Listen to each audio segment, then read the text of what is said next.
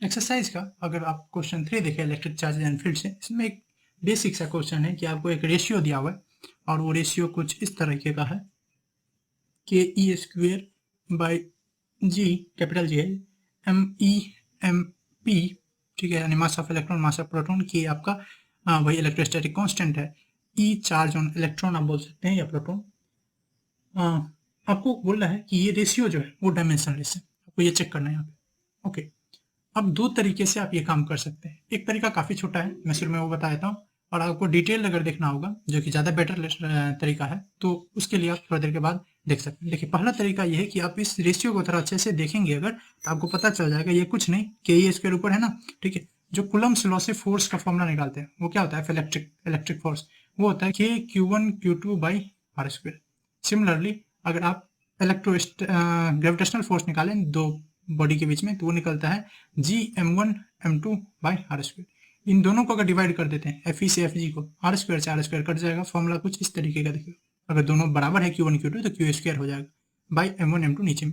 यानी ये दोनों रेशियो, पहली बात हम ये लिख सकते हैं सिंपल वाले सॉल्यूशन में कि it is ratio of two forces. ये रेशियो है किसका, दो फोर्सेस का, और वो दो फोर्स कौन है, इलेक्ट्रिक या electrostatic force to gravitational force. Electrostatic force between, यहाँ इलेक्ट्रॉन और प्रोटॉन है तो between an electron and a proton, और क्या है, and it is a ratio of two forces, electrostatic force between one electron and one proton, या an electron and a proton to gravitational force. Gravitational force होता है attraction का, वो gravitational force of attraction between जो proton है और electron है, proton and electron. तो चूंकि दोनों फोर्स का ही है, हम इस रेशियो को लिख सकते हैं एफ ई यानी electric force by F G, यही रेशियो है। तो दो फोर्स है, अगर हम सिर्फ फोर्स के डायमेंशन को दिखा दें, क्योंकि दोनों फोर्स ही है तो उनका डायमेंशन कैंसिल हो जाएगा और हम दिखा सकते हैं डायमेंशनलेस क्वांटिटी। फोर्स का कितना डायमेंशन होता है, आई होप जानते होंगे, फोर्स का फॉर्मूला होता है मास इंटू एक्सीलरेशन। मास जो है उसका डायमेंशन हो गया एम, एक्सीलरेशन जो कि खुद क्या होता है, वेलोसिटी बाई टाइम, वेलोसिटी खुद होता है डिस्टेंस बाई टाइम, ठीक है। तो डी ऊपर में, उसके लिए हम एल ले लेते हैं, और फिर टाइम नीचे में 2 हो गया तो टी का पावर -2, ये होता है, ये हो गया फोर्स का। तो यहाँ भी आप लिख सकते हैं डायमेंशन अगर निकालने जाए इस रेशियो का, डायमेंशन ऑफ दिस रेशियो जो कि फोर्स का ही है दोनों, तो उस कंडीशन में आप लिख सकते हैं ऊपर में भी क्या चीज़, एम एल टी का पावर -2, और नीचे में भी एम एल टी का पावर -2। तो यहाँ पे आप क्लियरली बोल सकते हैं ये डायमेंशनलेस है, सबसे सब कैंसिल हो जाएगा, पावर सबका 0 आ जाएगा। So this ratio is dimensionless. ये एक शॉर्टकट तरीका हुआ, ठीक है। एक दूसरा तरीका हुआ जिसमें बारी बारी से फॉर्मूले में जितने चीज़ दिया हुआ है के ई जी एम एम, उन सब का हम लोग डायमेंशन निकाल देंगे, उनका वैल्यू इसमें रखेंगे और तब देखेंगे कि यस इट इज डायमेंशनलेस, ठीक है, दिस रेशियो इज डायमेंशनलेस। और मैं चाहूँगा आप उसी प्रोसेस को जो मैं ये करने वाला हूँ उसको प्रेफर करें, ठीक है, डायमेंशनलेस। चलिए उसको करते हैं। तो रेशियो अगेन आपका रेशियो क्या है, रेशियो है K E square by G M E M P. अगर आपका माइंड नहीं लग पाता है इस तरह से तब भी ये ज़्यादा हेल्पफुल रहेगा, क्योंकि इसमें बारी बारी से रखना है। अब यहाँ पे आप सबसे पहले तो ये नॉलेज होना चाहिए, यहाँ पे के क्या है, ठीक है, ई क्या है, ये सारा चीज़ का, ठीक है, जो आई होप मैं बता भी चुका हूँ पहले और आपको पता भी होगा। ये के इलेक्ट्रोस्टैटिक कांस्टेंट है, जिसको कूलम्ब कांस्टेंट बोलते हैं, जो कि आता है कि फोर्स जो होता है किसी दो चार्ज के बीच में होता है के Q1 Q2 by R square. तो यहाँ से के का फॉर्मूला कितना बन जाएगा, F R square by Q1 Q2। ये लिख क्यों रहे हैं, क्योंकि इसमें हमको डायमेंशन निकालना है, तो हमको के का डायमेंशन पता होना चाहिए। चार्ज का डायमेंशन ई जो है, चार्ज है इलेक्ट्रॉन पे या प्रोटॉन पे, बराबर ही होता है, बस साइन का फर्क रहता है। जी जो ग्रेविटेशनल कांस्टेंट है उसका वैल्यू, उसका डायमेंशन और मास का। चलिए इसको बारी बारी से रखते हैं। तो के, तो फोर्स का भी निकाल लेते हैं, कितना हो गया, के का डायमेंशन निकालना जाए तो एम एल टी का पावर -2, डिस्टेंस का आपका कितना हो गया एल स्क्वायर, और फाइनली आपका जो हो गया नीचे में चार्ज है, ठीक है। यहाँ करंट के डिफिनेशन से इसका डायमेंशन लाते हैं। करंट होता है क्या, charge by time, charge by time, तो चार्ज होता है आई टी, तो इसको हम आई की जगह एम्पियर यानी ए लिखते हैं। ए टी, ये 2 बार है तो A T into A T हो जाएगा। इस पूरे को आप सॉल्व करेंगे तो यहाँ से हम लोग इसको डायरेक्ट मैं लिख देता हूँ, डायमेंशन ऑफ की, ये आप रफ में कर सकते हैं, यहाँ पे इतना करेंगे लंबा हो जाएगा। डायमेंशन ऑफ की कितना आ गया, इलेक्ट्रोस्टैटिक कांस्टेंट। इसको सॉल्व कीजिए आप, सॉल्व करेंगे तो कितना हो गया, एम है, एम एक ही है, एल जो है यहाँ पे 1 है, एल का पावर 1, और यहाँ है 2, तो एल का पावर कितना हो गया 3, तो एम एल का पावर 3। टाइम, टाइम कितना है, टाइम यहाँ -2 है, ये ऊपर एक और आएगा -3, एक और आएगा यहाँ से, ठीक है, तो -4, टी का पावर -4, बाकी क्या बचा, ये एम्पियर, यहाँ 1 है, यहाँ 1 है, ऊपर आएगा तो 1 1 2 हो जाएगा, ये एम्पियर का power -2। This is dimension of की।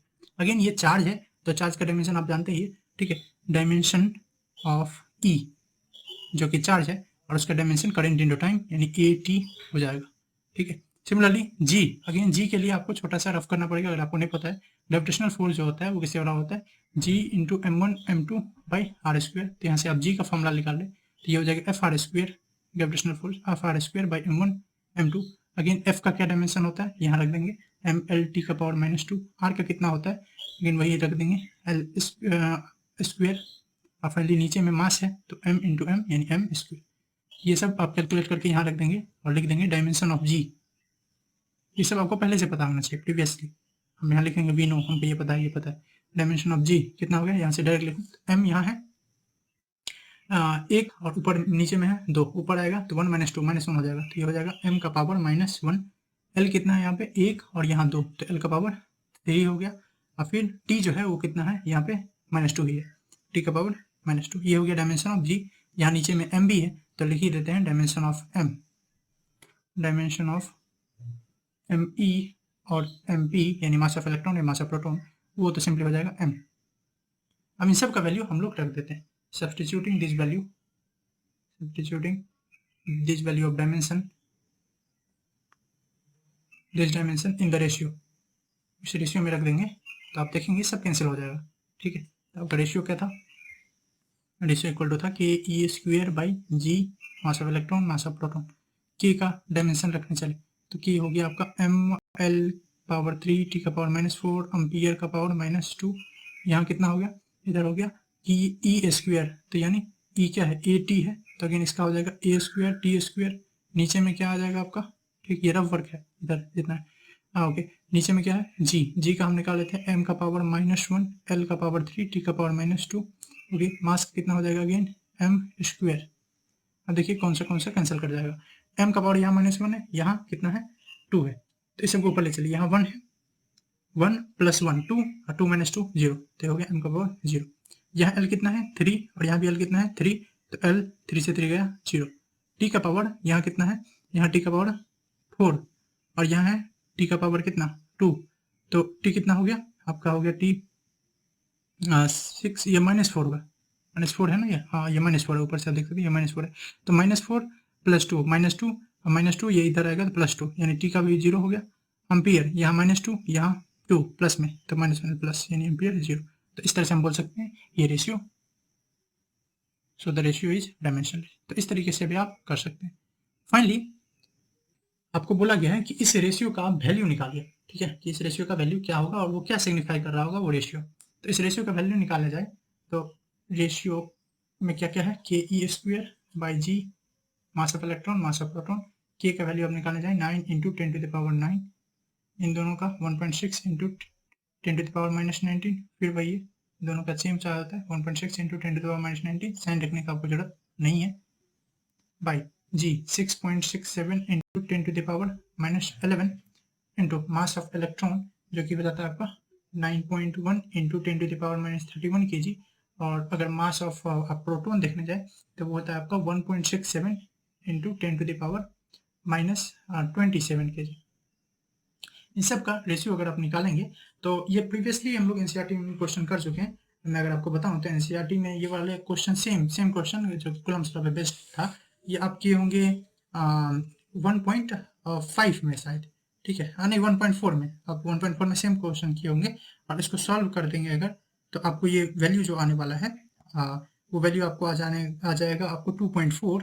इन सबको सॉल्व करने पे 2.4 × 10⁻39।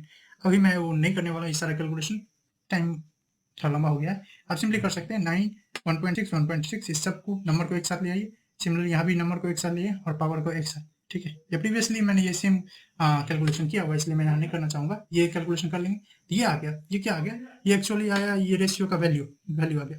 फिर से क्वेश्चन पूछा हुआ कि what does this ratio signify, मतलब ये रेशियो क्या दिखा रहा है आपको। तो ये रेशियो हम बोल देंगे सिंपली दिखा रहा है कि इलेक्ट्रिक फोर्स और ग्रेविटेशनल फोर्स का जो रेशियो है उसको दिखा रहा है, जो कि वैल्यू उसका आया है उस रेशियो का 10⁻39, 2.4 × 10⁻39। तो यहाँ से एक आइडिया हमको लग जाता है कि इलेक्ट्रिक फोर्स कितना स्ट्रॉन्ग है, electric force equal to Fe equal to इतना, 2.4 इंटू 10⁻39 टाइम्स, ठीक है, ग्रेविटेशनल फोर्स। तो हम पहला चीज लिख देंगे कि this ratio signify the ratio of electric force and gravitational force, and also signify that electric force is much stronger, electric force जो है वो काफी stronger है compared to gravitational force, much stronger compared